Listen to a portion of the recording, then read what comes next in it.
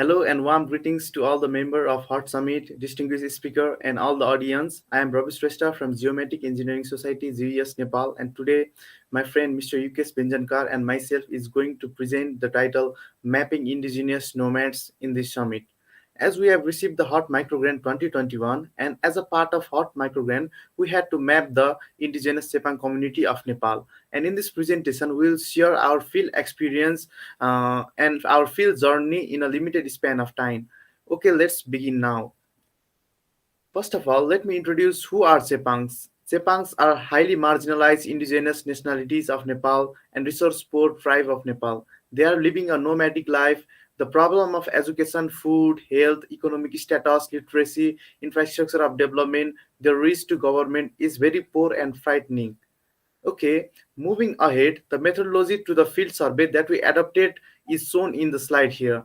Initially, we tracked down the Chepang community as the majority of the region was occupied with Chepang community and their settlement was near the forest area.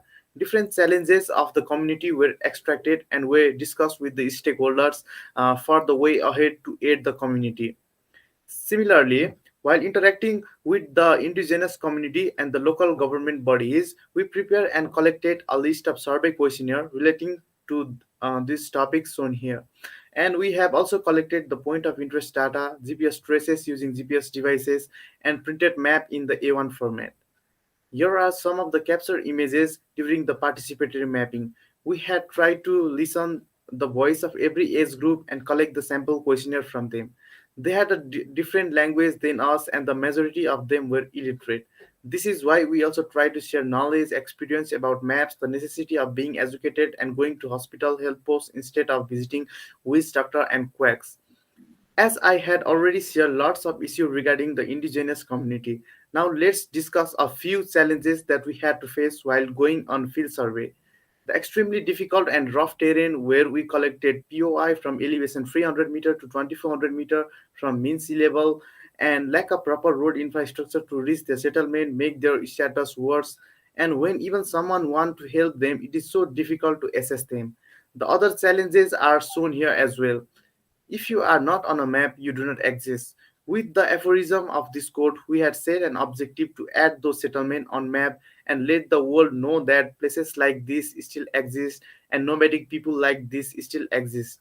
Now, moving forward, I would like to request my friend Yukesh to highlight the field result and output. Over to you, Yukesh. Thank you. Thank you, Ravi. We are glad that besides this pandemic and unfavorable weather condition in Nepal, we have managed to go to Raksirang and Kailas rural municipality and acquired plenty of distributed data. Our team of 12 members were able to track more than 600 kilometers of GPS traces and reach out to 300 plus Chepang households, 14 governmental, 37 educational institutions, 14 financial institutions, health facilities, and council points. Our survey was mostly aimed at Chepang households. The sample data shows around 59% of male and 41% of females altogether living in Chepang communities. Most Chepangs rely on agriculture, while few of them also engage in labor works, animal husbandry, and household works. From the review, we found that around 82.8% Chepang families follow Christian, 8.3% follow Hinduism, and 8.9% follow other religion. Talking about the education part, the literacy rate is below average. The dropout of these children is so obvious and clear due to less awareness of education, engagement in household work, inaccessibility, poverty, and early marriage. We found that in every Chepang family, there exist two or three dropout children due to poverty and early marriage. Due to difficult terrain, they have to walk about 0 to 30 minutes, 30 to 60 minutes to reach the health post.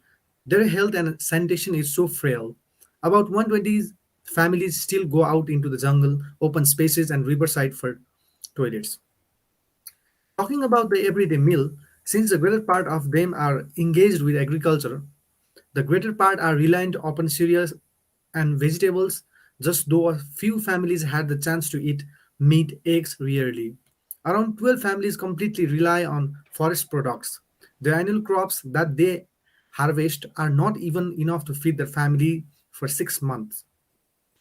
Access to electricity and energy is low as shown in the slide. They totally rely on firewood for cooking. Well, as discussed earlier, our main aim is to focus on Chepang people and prepare the basic data of Raksirang and Kailas Rural Municipality, which shall be easy for the government, NGOs, INGOs, and other organizations to build the basic infrastructure for them, making their life better. This map is a sample of our work in the remote mapping and the field data showing the distribution of school and health facility maps in the Raksirang Rural Municipality. At last, we from the entire Geomatics Engineering Society would like to pay gratitude to the humanitarian OpenStreetMap team for this lifetime experience. We are very grateful to get this opportunity to serve the needy and be the voice of the voiceless indigenous nomads. Thank you. And if you have any questions, please feel free to drop queries. Thank you.